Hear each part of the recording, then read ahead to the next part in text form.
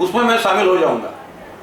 बर्बादियों का जश्न मना ना बुजुर्गता, बर्बादियों का जश्न मनाता चला गया, मैं जिंदगी के साथ निभाता चला गया। हार गए हैं लेकिन उस हार में भी आनंद है, क्योंकि जो जीत गया है उसके आनंद में तुम शामिल हो गए। समर्थ रामदास कहते हैं, दुसऱ्याच्या दुःखे दुखावे, परसंतोषे सुखी व्हावे, प्राणी मात्रास मिळवून घ्यावे बऱ्या शब्दे। अपनी मधुर वाणी से सब जग तुम जीत सकते हो। वो जीत गया है, ठीक है। सुनील गावस्कर सत्य साई बाबा के पास गया था। बेंगलोर में मैच चल रही थी, भारत और पाकिस्तान। आप लोगों को पता है भारत और पाकिस्तान की मैच नहीं रहती, वो धर्मयुद्ध रहता है। और उस समय गावस्कर कप्तान था, वहां इमरान खान कप्तान था, तो मैच भारत हार गया। कॉन्फिडेंस, लैक ऑफ कॉन्फिडेंस, डर गए, साइकोलॉजिकल। वो जो कमेंटेटर है वो बोलते हैं, फिर एक बार भारतीय बल्लेबाज मनोवैज्ञानिक दबाव के नीचे, और मैच हम हार गए। गावस्कर ने उस दिन सेंचुरी ले गई, लेकिन हम मैच हार गए। तो जब वो साईं बाबा के पास गया था तो उसका चेहरा बिल्कुल मायूस था, गिरा हुआ था। सत्य साईं बाबा ने पूछा, क्यों आज नाराज दिखाई दे रहे हो, उदास दिखाई दे रहे हो? तो गावस्कर ने कहा, आज हम मैच हार गए। सत्य साईं बाबा ने पूछा, कोई तो भी जीता होगा ना? उसका हाँ, पाकिस्तान जीता। तो खुशी से कहो, आज मैच पाकिस्तान ने जीत ली।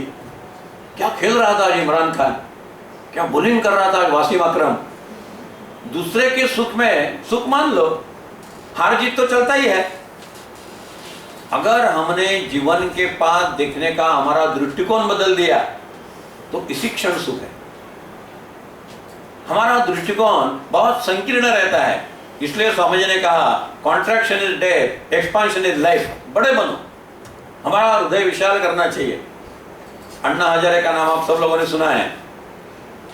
जब वो 17 साल के थे, अब वो 74 साल के हैं, यानी जो मैं कहानी कह रहा हूं वो 57 साल के पहले की है।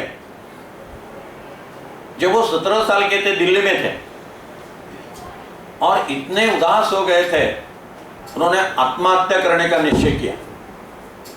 एक ट्रेन उन्होंने निश्चित की। वो ट्रेन सुबह 11 बजे दिल्ली में स्टेशन पर आती थी, तो उस ट्रेन के सामने कूदने का और अपने जीवन को समाप्त करने का। वो ट्रेन आधा घंटा लेट थी। उन दिनों में ट्रेन भी ज्यादा नहीं थे, तू नहीं और सही, दूसरी ट्रेन के नीचे गिरने का कोई अवसर नहीं था, क्योंकि ट्रेन सी कभी थी। अब कितनी ट्रेन दौड़ रही है आपको पता है, बम्बई वाले को बताने की कोई आवश्यकता ही नहीं है। तो उस समय वो ट्रेन आधा घंटा लेट थी, तो आधा घंटा रुकना पड़ा। वो स्टेशन पर ऐसे ही चक्कर लगा रहे थे, तो उन्होंने देखा एच व्हीलर बुक स्टॉल, और एक छोटी पुस्तिका थी, 10 पेग विवेकानंद। 2 पैसे का पुस्तक उस समय। उन्होंने 2 पैसे दिए, वो पुस्तक लिया, सीट पर बैठे और पढ़ने लगे। पहला ही चैप्टर था स्ट्रेंथ एंड लाइफ। उसमें समझने क्या था, strength is life, weakness is death. और सारी शक्ति तुम्हारे अंदर निहित है, तुम उस शक्ति को जगा नहीं रहे हो, तुम उस शक्ति का उपयोग नहीं कर रहे हो। तुकाराम महाराज ने कहा है, तुझे आहे तुझपाशी पर तू जागा चुकलासी। सभी सामर्थ्य तुम्हारे में निहित है, भगवान ने तुम्हें प्रदान किया है, उसका उपयोग करने को आप भूल गए। जो बाहर दिखाई दे रहा है, इस चक्कर में आप इतने फंस गए हैं कि जो अंदर है, जो भीतर है, उसके और आपका ध्यान ही नहीं आ रहा है, ध्यान ही जा नहीं रहा है। तो इसलिए अन्ना हजारे ने वो पुस्तक पढ़ी और उन्होंने निश्चय किया कि मैं आत्महत्या नहीं करूंगा, मैं मेरा सारा जीवन राष्ट्र के लिए समर्पित करूंगा। और मिलिट्री में भर्ती हो गए। जब मिलिट्री में रिटायर हो गए तो हमारा सरकार भ्रष्टाचारी है, ये भ्रष्टाचार कैसा कम हो, इसके लिए आंदोलन छेड़ा। अब सरकार को आत्महत्या करने का समय आया है। अन्ना हजारे बिल्कुल ठीक है। आत्मविश्वास, सेल्फ कॉन्फिडेंस। जो मन आत्महत्या करने वाला था, वो मन कितना बलशाली बन गया, किस पर निर्भर है? अगर कल्पना ही करनी है, मन काल्पनिक है, और अगर कल्पना ही करनी है तो अच्छी कल्पना कराओ। मना सत्य संकल्प जीवी धरावा। अगर कल्पना ही करनी है, संकल्प ही नहीं छोड़ना है, तो अच्छे संकल्प छोड़ो। मैं डॉक्टर बनूंगा, मैं इंजीनियर बनूंगा, मैं आगे चलकर राष्ट्र के नेता बनूंगा, मैं अच्छा प्रोफेसर बनूंगा, मैं अच्छा एडवोकेट बनूंगा। संकल्प ही छोड़ने हैं तो अच्छे संकल्प छोड़ो। जो संकल्प आप छोड़ोगे उन संकल्पों की पूरी करने की पूरी ताकत हमारे मन में अनुसित है। हम उसका ठीक तरह से उपयोग नहीं कर रहे हैं। विलियम जेम्स का एक सेंटेंस है, मनुष्य के अंदर जो अग्नि है वो जलते जलते बुझ रहा है, उसका कुछ उपयोग ही नहीं हो रहा है। कितनी एनर्जी हमारे में है, उस एनर्जी का हम उपयोग ही नहीं कर रहे हैं। निराशाजनक विचार, कुछ भी गपशप, कुछ भी नेगेटिव थिंकिंग, इसमें हमारी सारी एनर्जी खर्च हो रही है, फजूल खर्च हो रहा है। इतने पैसे घर में आ रहे हैं लेकिन सारा पैसा फजूल खर्च हो रहा है। उसको दिशा नहीं है, उसका नियोजन नहीं है, कुछ प्लानिंग नहीं है।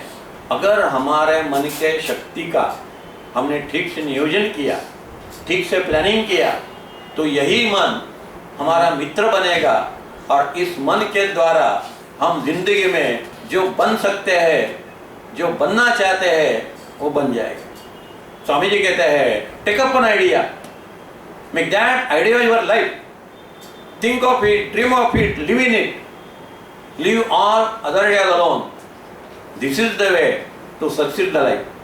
Rise awake and stop not till the goal is reached. जब तक ध्येय सिद्ध नहीं होता हम होंगे कामयाब, ये आत्मविश्वास रखो। और जब तक कामयाब नहीं होते तब तक कोशिश करते रहो। They never fail who fail for good cause. असफल रहेंगे शायद, लेकिन मन में एक तो समाधान रहेगा कि मैंने अंतिम क्षण तक कोशिश की। शायद सावरकर असफल रहे होंगे, शायद बाजी प्रभु देशपांडे असफल रहा होगा, शायद लोकमान्य तिलक असफल रहे होंगे। लोकमान्य तिलक को आजादी नहीं दिखाई दी। सावरकर ने देखी, स्वराज्य नहीं देखा, स्वराज्य देखा, सुराज्य नहीं देखा। बाजी प्रभु देशपांडे को मरना पड़ा।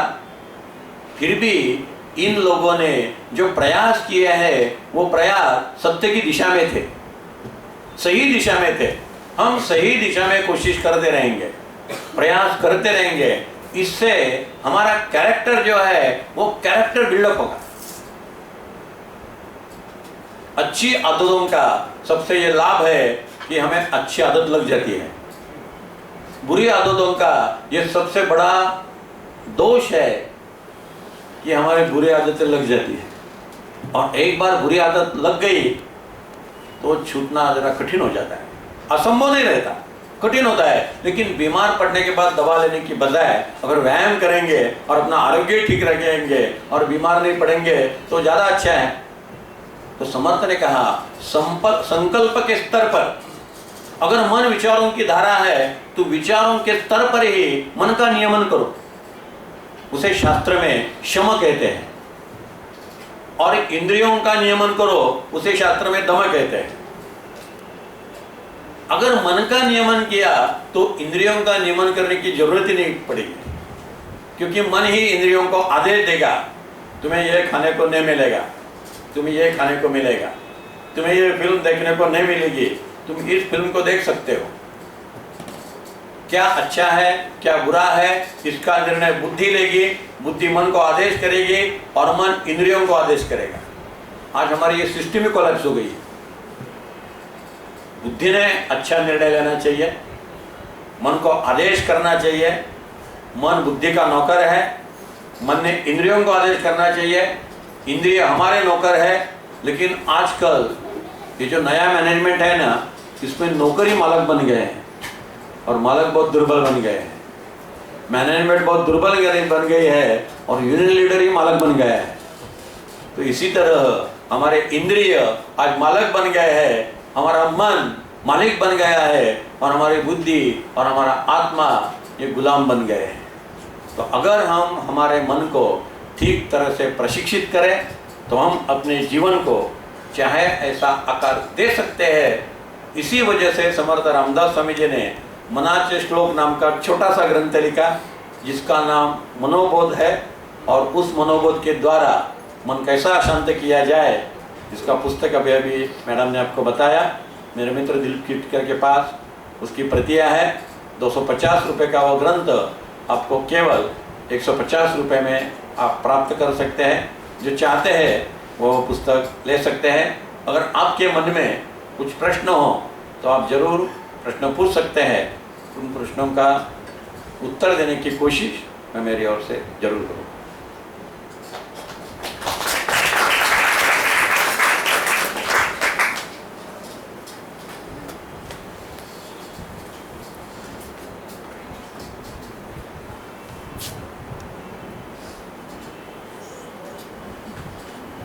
कोणाचे काही प्रश्न असतील तर विचारू शकता।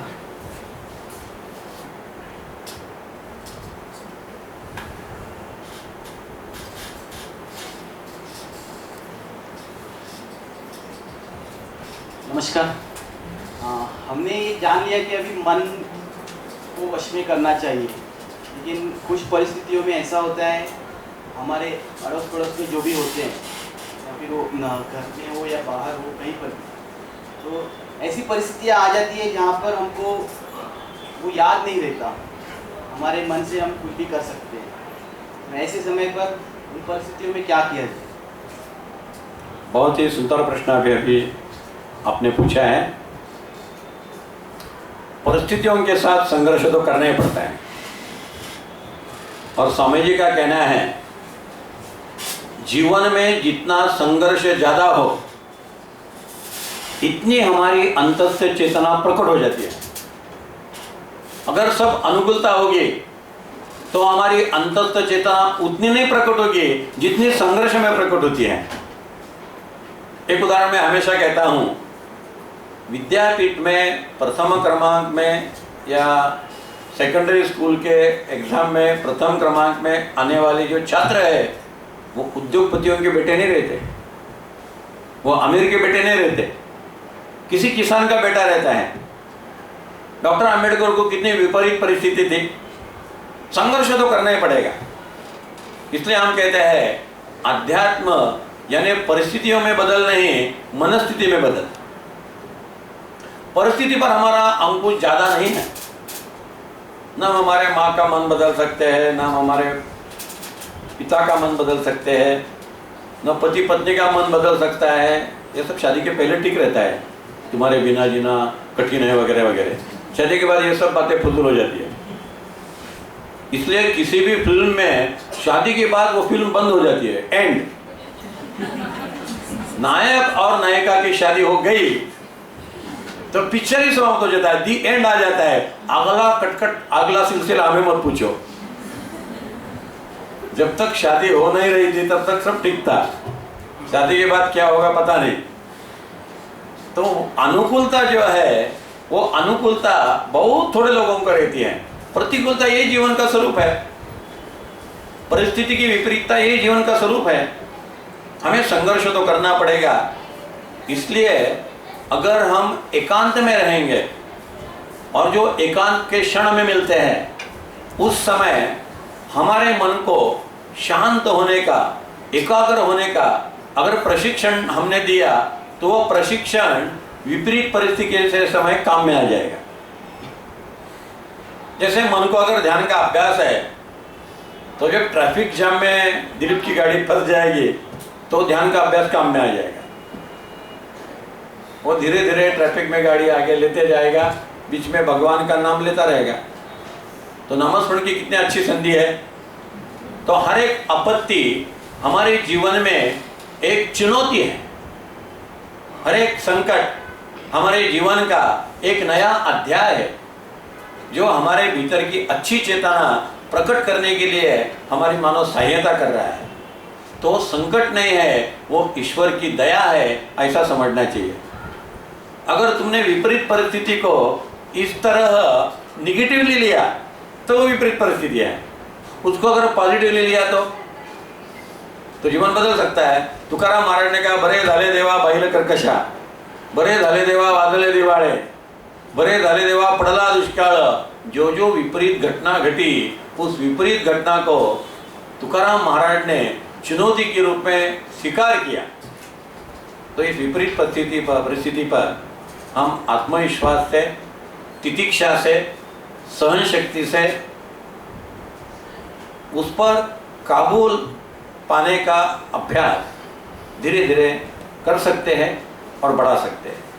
उसे गीता में भगवंत ने कहा, अभ्यासेन तु कौन्तेय वैराग्येण च गृह्यते। अभ्यास करना पड़ेगा, बार बार कोशिश करनी पड़ेगी।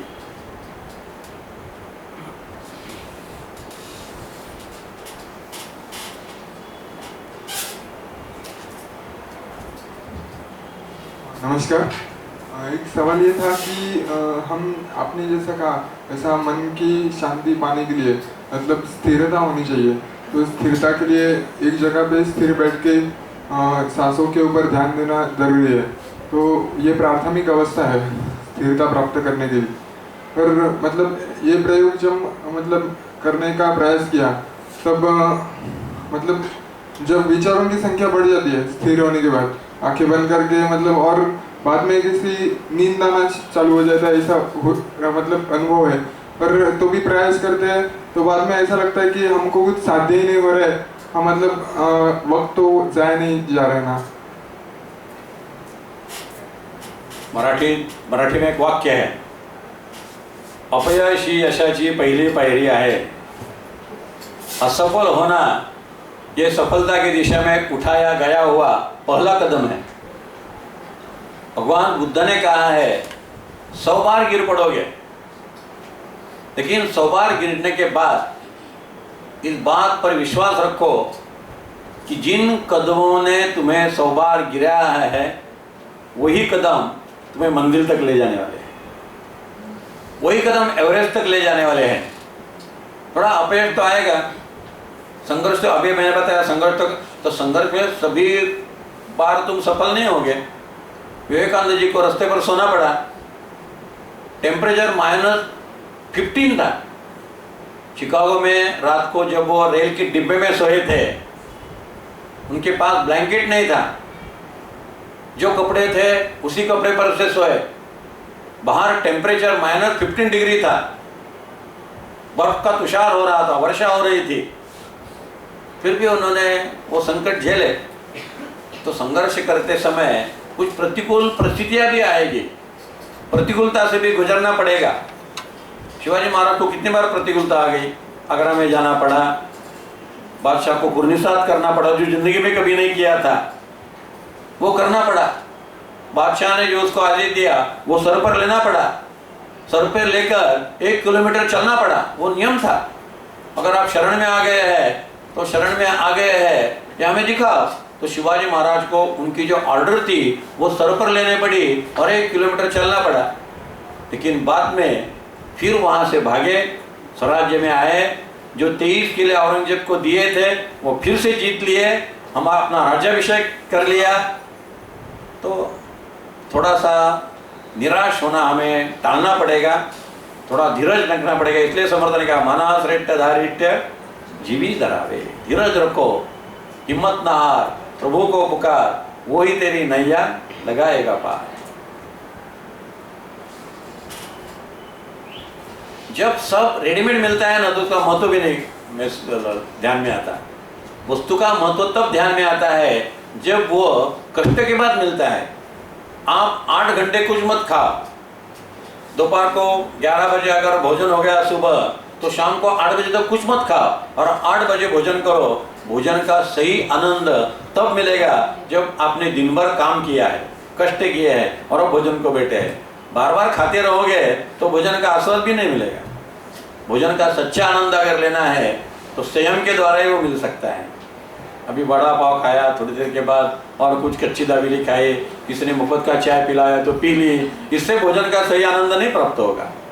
संयम के बिना हमें आनंद मिल ही नहीं सकता, अभ्यास के बिना ज्ञान का आनंद मिल ही नहीं सकता। कोशिश तो करनी पड़ेगी, संयम तो कर रखना ही पड़ेगा। कार को केवल एक्सीलेटर का पर्याप्त नहीं है, ब्रेक भी चाहिए, स्टीयरिंग भी चाहिए, दिशा भी ठीक चाहिए, गाड़ी रोकने की कोशिश करने से गाड़ी रुकनी भी चाहिए। सर सिंपल सा क्वेश्चन है कि एक प्रॉब्लम हो तो आदमी उस पे कंट्रोल कर सकता है. फॉर एग्जांपल सोशल प्रॉब्लम हो तो social problem, if it's economic एक बार एक आए तो अलग चीज़ है. जब चारों ओर से आदमी घेर जाता है तब ये करना कितना प्रैक्टिकली राइट हो सकता है या कितना पॉसिबल होता है. क्योंकि जब आदमी इकोनॉमिकली भी स्टेबल नहीं है, सोशली भी स्टेबल नहीं है, तो उस समय ये सब चीज़ें करना इमोशनली भी कितना पॉसिबल है. ऐसे अनेक एग्जाम्पल्स हैं जहाँ दोनों एस्पेक्ट्स में लोग फेल हुए हैं और ये भी कर रहे हैं, आप जो बोल रहे हैं मेडिटेशन ये सब भी कर रहे हैं, पर तभी भी स्टेबलाइज नहीं हो पा रहे. एंड हर चीज़ को पॉजिटिवली लेना, हर फेलियर को पॉजिटिवली लेना पॉसिबल हो ही सकता है, ऐसा नहीं होता, क्योंकि उसके कॉजेज़ भी अलग होते हैं. फॉर एग्जांपल अगर एक एग्ज़ाम में दो बच्चे बैठे हैं जहाँ एक ने मेहनत करके की है और दूसरे ने कॉपी किया होगा या कुछ भी किया होगा और दोनों को सेम मार्क्स मिलते हैं, तो वो भी एक टाइप का एक प्रॉब्लम है. वो एक होता है ना, ठीक है सर, जवाब देंगे. तो उसमें आप क्या कहेंगे, उसमें हम क्या कर सकते हैं? 2-3 बातें हैं. इमोशनल लेवल पर परिवर्तन नहीं हो सकता. इमोशनल लेवल ये भी एक बीमारी है. बियॉन्ड इमोशन, और मेडिटेशन हमें बियॉन्ड इमोशन ले जाता है. इमोशन कुछ देर के लिए काम में आ सकती है, लेकिन इमोशन हमेशा नहीं काम में आती. तो इसलिए पहली बात यह है कि हमें ज़्यादा इमोशनल नहीं होना चाहिए, हमें ज़्यादा रैशनल होना चाहिए. रैशनल मनुष्य विचार करके मार्ग निकल सकता है. दूसरी बात, हम सफल हुए कष्ट करके, मेहनत करके. दूसरा सफल हुआ कॉपी करके, बिना मेहनत करके. वो कैसे सफल हुआ इसका हमारे साथ कुछ भी संबंध नहीं है. ये बात ठीक से ध्यान में लेनी चाहिए. गीता में एक वचन है, स्वधर्मे निधनम श्रेया परधर्मो भयावह. तुम अपने धर्म का पालन करो, अन्य आदमी अपने धर्म का पालन कर रहे हैं या नहीं कर रहे हैं इसके वॉचमैन तुम क्यों बन रहे हो? परधर्मो भयावह, वो किस धर्म का पालन कर रहा है इसका ऑब्जर्वेशन करना ये भयावह है. उसकी नियति है, उसके परिणाम कभी तो भी उसको भुगतने पड़ेंगे. यह परीक्षा का result, this is not last episode, this is not last episode. और बहुत एपिसोड होने वाले हैं. इस एपिसोड में ऐसा हुआ है, कई बार हम फिल्म देखते हैं, इंटरवल के समय नायक और नायिका बिल्कुल एक दूसरे से दूर चले रहे जाते हैं और विलन के कब्जे में नायिका रहती है इंटरवल के समय. लेकिन बाद में जब पिक्चर समाप्त हो जाता है तो दोनों की शादी हो जाती है, विलन मर जाता है. ये लास्ट एपिसोड नहीं है. अगर शिवाजी महाराज का चरित्र हम देखोगे तो 1680 में शिवाजी महाराज की मृत्यु हो गई, 1690 में संभाजी महाराज की मृत्यु हो गई, 1700 में राजाराम की मृत्यु हो गई. यानी शिवाजी महाराज के 2 पुत्र मर गए, शिवाजी महाराज मर गए, फिर भी औरंगजेब जिंदा है. औरंगजेब 1709 साल में मर गया. उस समय शिवाजी महाराज का पुत्र संभाजी तो मरा हुआ था और संभाजी का पुत्र शाहू महाराज जेल में था. आज क्या परिस्थिति है? बंबई में औरंगजेब के कितने पुतले हैं और शिवाजी महाराज के कितने पुतले हैं?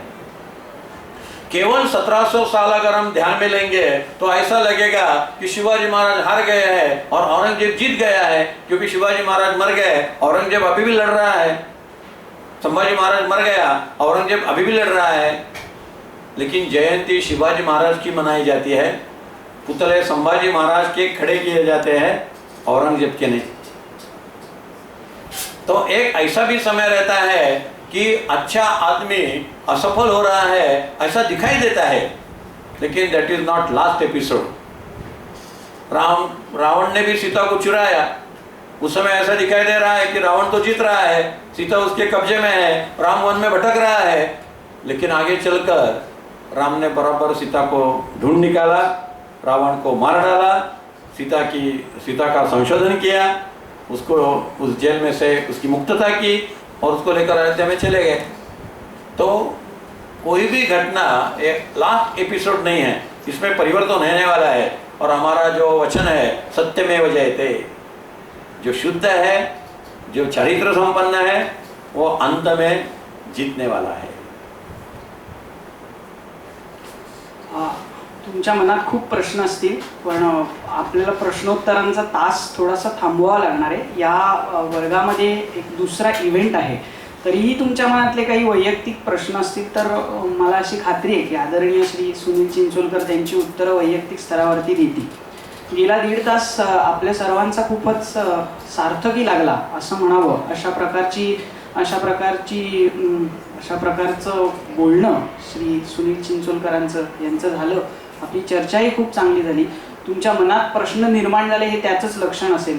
किंबहुना मला असं वाटतं की centre for mindfulness and wellbeing या संकल्पनेमागचा एक मुख्य प्रेरणास्त्रोत असाच आहे की आपल्या सर्वांच्या मनात, विद्यार्थ्यांच्या मनात प्रश्न निर्माण झाले पाहिजेत आणि त्या प्रश्नांची उत्तरं आपल्याला शोधता यावीत अशा प्रकारचे वक्ते आपण इथे नेहमी आमंत्रित करत असतो। आणि खरोखरच श्री सुनील चिंचोलकर यांचं आजचं भाषण हे आपल्या मनात असलेल्या प्रश्नांची उत्तरं आपणच शोधावीत यासाठी आपल्याला प्रेरणा देणारं होतं। त्यासाठी खूप मनापासून आपले धन्यवाद, आभार। आपने बड़ी प्रेम से मेरी बातें सुनी, आपको भी मनपूर्वक धन्यवाद। आपके हृदयस्थ परमेश्वर को मनपूर्वक प्रणाम।